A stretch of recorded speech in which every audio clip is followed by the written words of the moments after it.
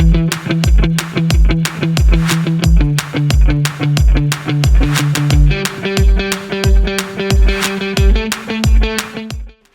everyone, my name is Barida Alawa. I'm a creative writer and script writer. Not really. Well, while growing up, I could remember I loved drawing in primary two. Like I really loved drawing. But I think along the line, I kind of stopped. But one thing that always stuck with me was I enjoyed reading storybooks. Like when I read books, it's like I'm in the story itself. Like I can literally imagine how it's been, how it was written, and the movements of each of the characters. I would say,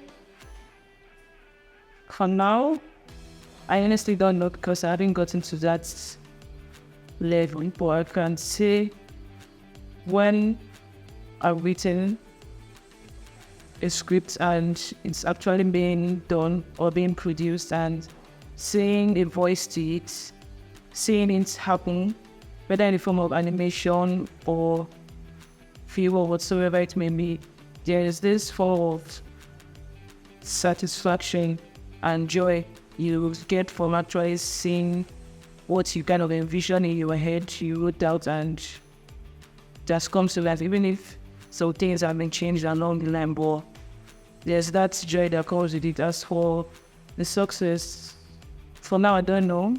Hopefully down the line, I would know what I can actually say is success as a creative.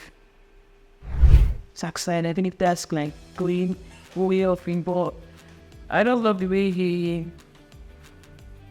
has a vision for what he wants, and whether persons agree with him or not on a creative process, basically tries to run with it, see how it works. If it doesn't, you start over.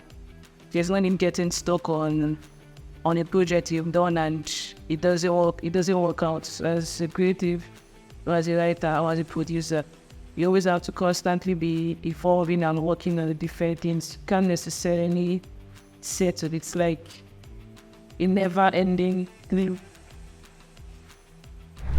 I write every day, and I also try to make sure I read, and I also take courses on script writing to improve my dialogue and to make it more real, like it's more realistic. Because there's some scripts that you read or some movies that you watch that you know that this isn't how people talk. I'm like, this is not an everyday conversation, and when you can actually put that out in a movie, animation and cartoon, it just shows you off, and that makes you turn off your TV or your laptop.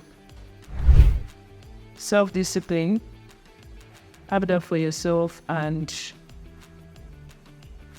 actually try to find persons who are either in the same space. It doesn't necessarily need to be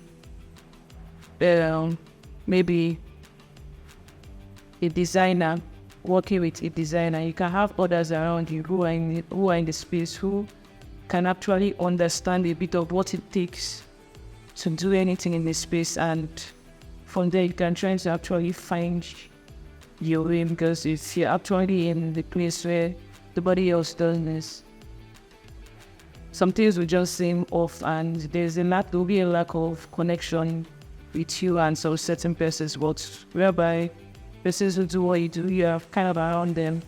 There's a bit of encouragement sometimes when you feel unsure of what you're doing, if this is actually the right step or it's not. You actually get some form of encouragement.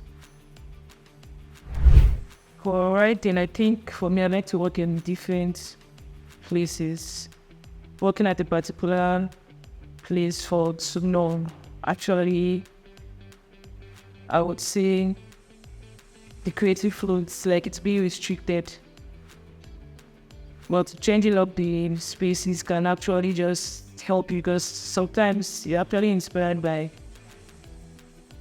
something around you can just inspire a line that you put into your writing, that you put into your project. So I would say quiet, open space with a lot of air and quiet and a comfortable chair.